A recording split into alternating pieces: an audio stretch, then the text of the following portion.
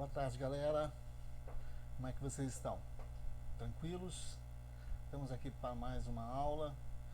Tá dando continuidade à nossa disciplina de recuperação de áreas degradadas. A gente terminou nossa última aula falando sobre a revegetação de mata ciliar e dando continuidade hoje a gente vai começar a falar sobre outras técnicas, tá? Então vamos lá para o nosso quadro. Então, a última aula nós havíamos iniciado falando sobre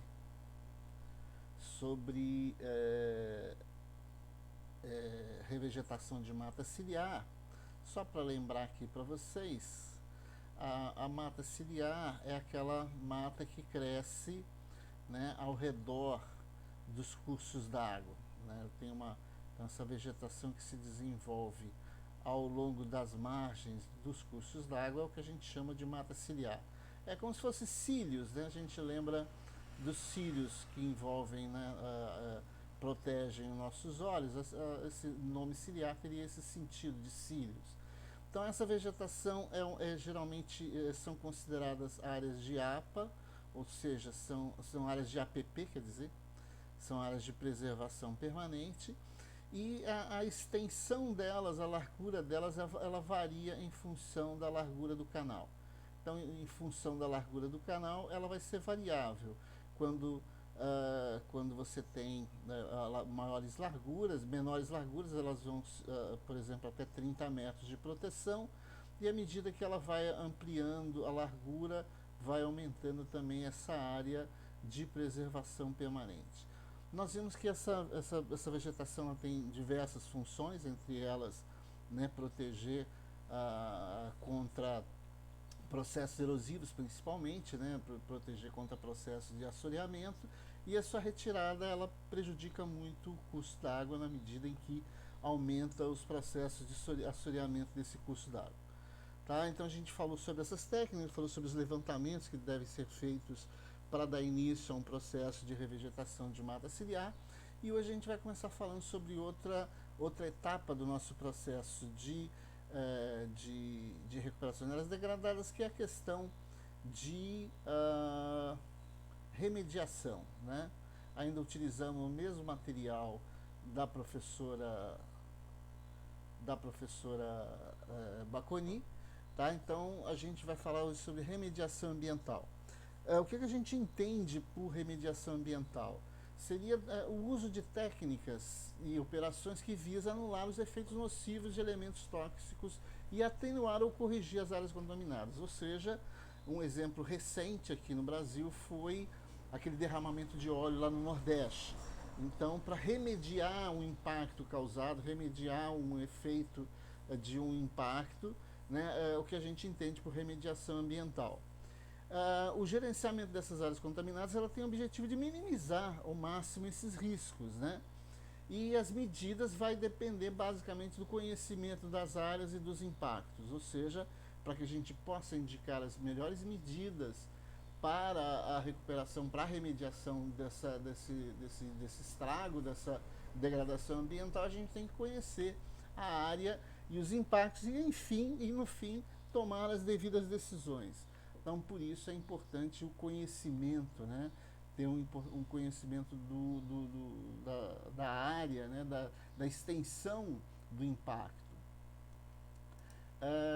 Dentro dessas técnicas, né, dos processos de remediação ambiental, né, para que a gente possa entender e buscar solucionar, a gente tem que adotar alguns passos. Entre eles, a gente tem que identificar a área contaminada, ou seja, tem que fazer um levantamento das características da área contaminada, fazer uma avaliação preliminar, né, fazer uma investigação confirmatória.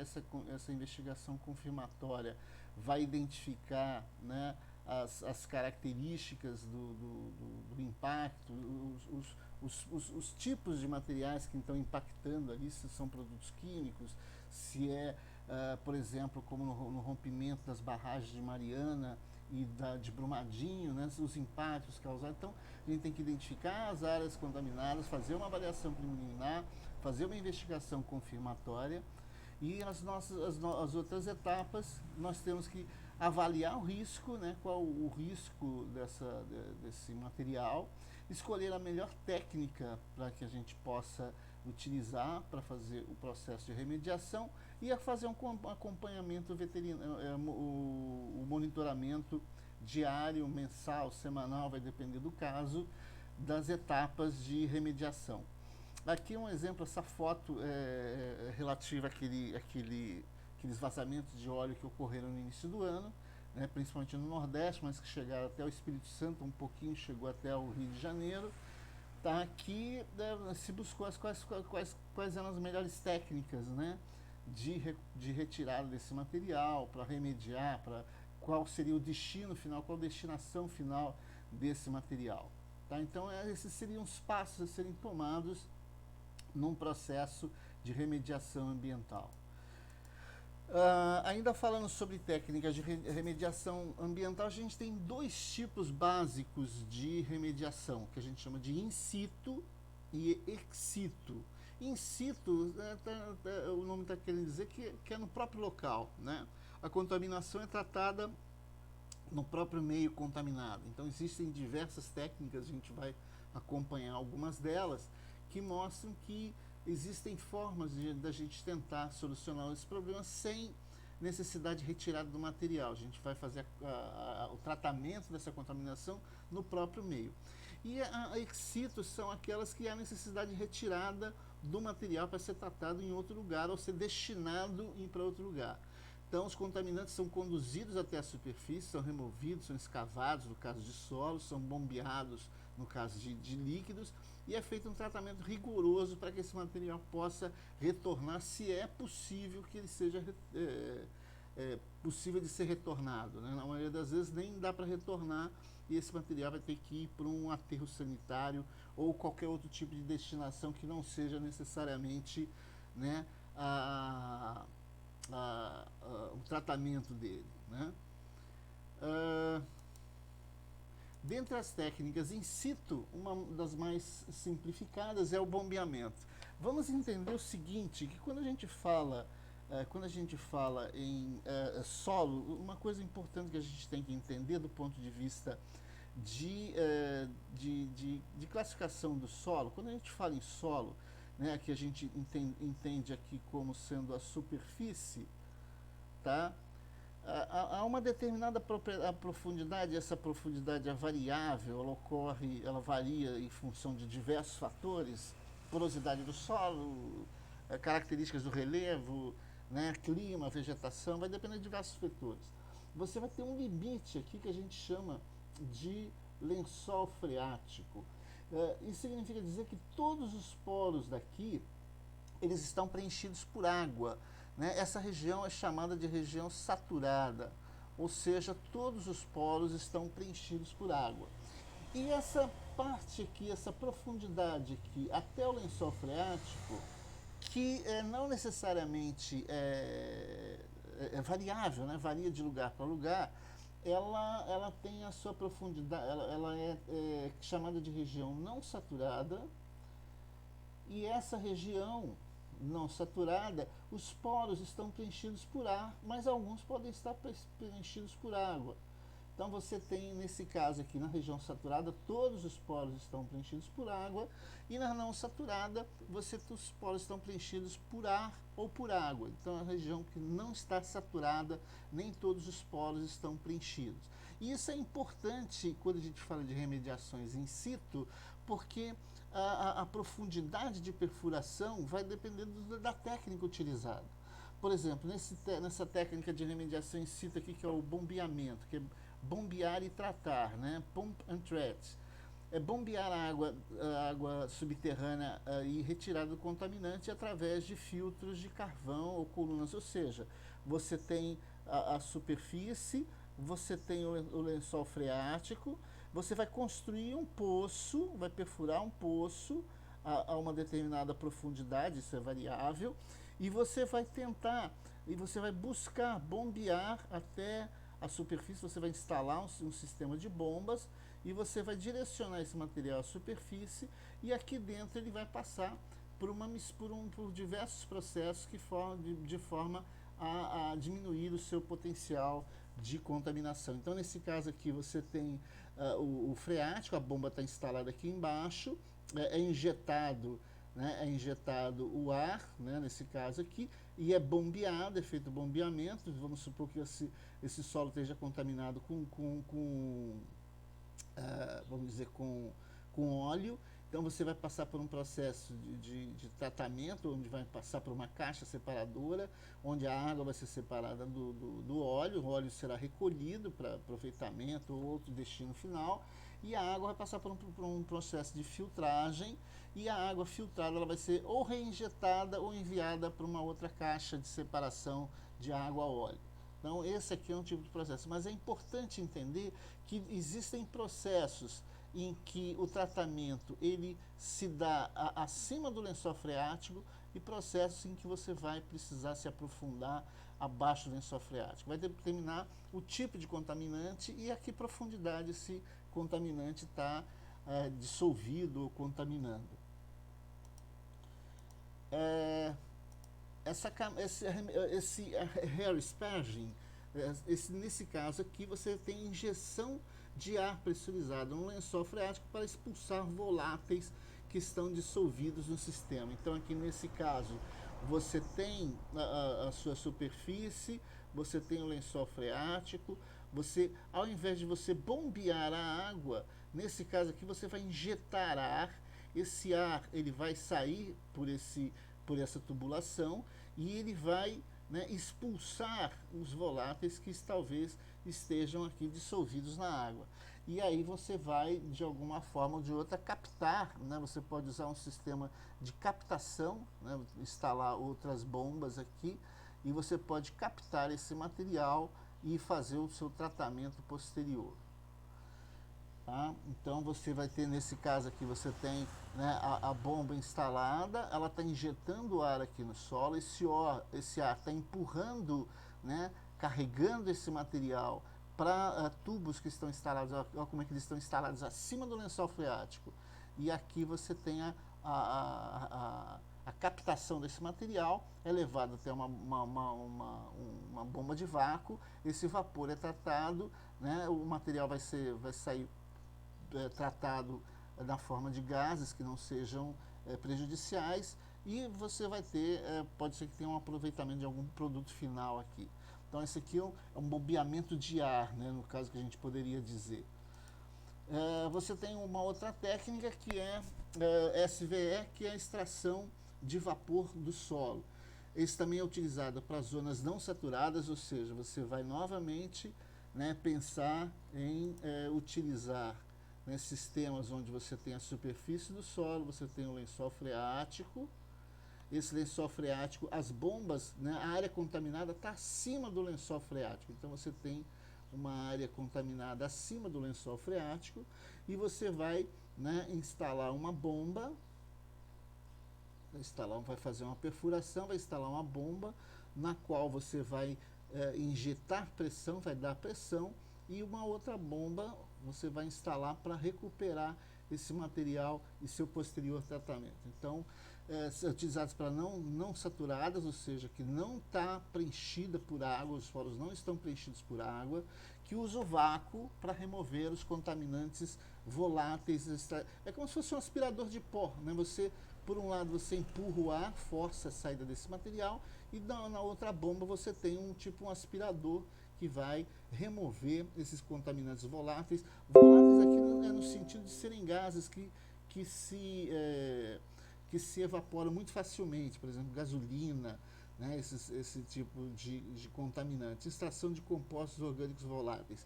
A maioria dessas técnicas estão vendo que é para contaminação de solo, e isso é muito comum em postos de gasolina, onde você tem aqueles tanques, né, que são enterrados no solo. Hoje praticamente esses tanques são muito mais seguros, mas tanques muito antigos podiam ter um vazamento, e esse vazamento ele ocupar, né, determinada profundidade do solo e contaminar a região. Então você tem casos, por exemplo, de pessoas reclamando, que moram próximo de postos de gasolina, de cheiro de gasolina dentro de casa, alguma coisa assim. Então, essa aí você faz a extração para zonas não saturadas, ou seja, zonas que estão acima do lençol freático.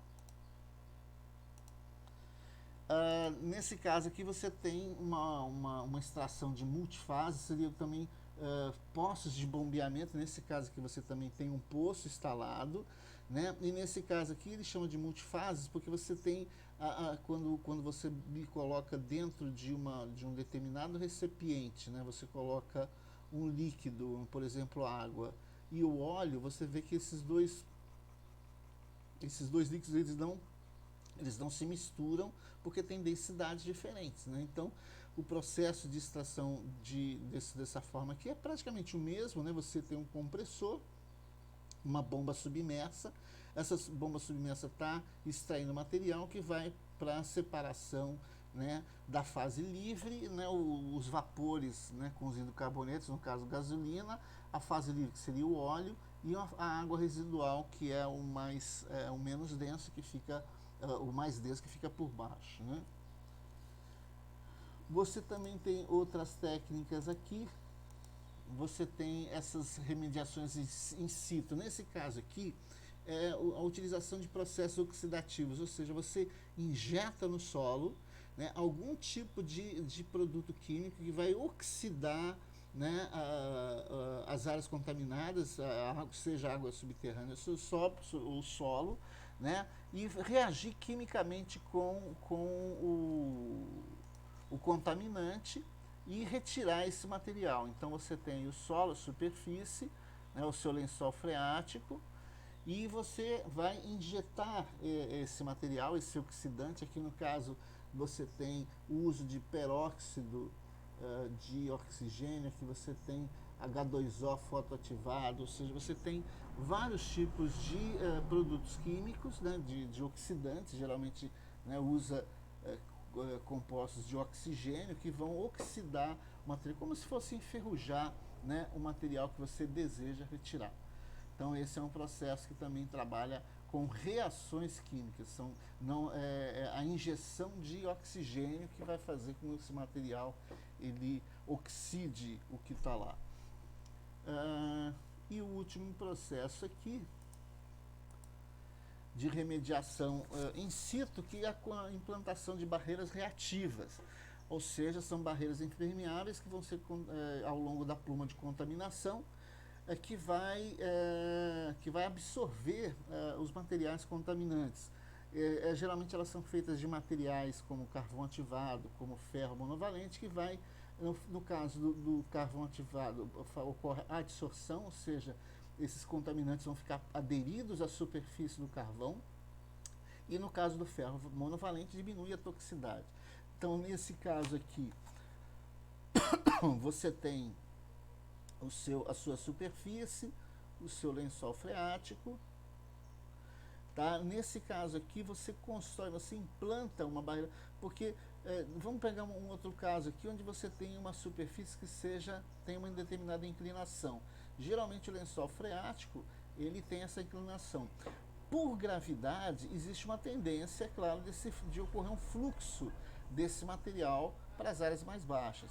Quando você constrói uma barreira reativa, você implanta uma barreira reativa, você está querendo, né, impedir o fluxo desse contaminante, que ele continue para baixo. Então você implanta essa barreira reativa, que pode ser, como eu falei, de carvão ativado, ou pode ser de ferro monovalente, para diminuir a toxicidade, para filtrar o material que vai passar aqui, para que ele continue o seu fluxo natural. Ou mesmo você fazer esse contaminante, você construir um outro poço aqui para você retirar esse material, seja por bombeamento e extração, por extração dos voláteis através da injeção de ar, seja o que for. Mas a barreira aqui ela só está fazendo com que você retenha o material para que ele não continue o fluxo, né, posterior para as áreas mais baixas. Beleza? Essas aí são algumas das técnicas, né, que a gente apresenta para tipos de remediações in situ. Tá? Então essas são algumas técnicas que são utilizadas, que vão ser interessantes caso você tenha um contato com esse tipo de material para que você busque alternativas. Lembrando, pessoal, que a gestão de recuperação de áreas degradadas não te obriga a você saber de tudo, porque a recuperação de áreas degradadas uma técnica, vamos dizer, multidisciplinar, porque ela envolve uma série de especializações.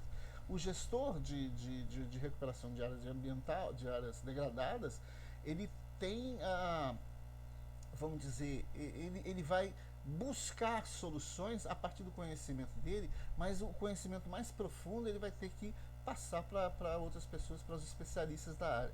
Mas o gestor precisa conhecer, né, saber que existem essas técnicas, saber que existem essas formas de remediação de áreas degradadas. Ok?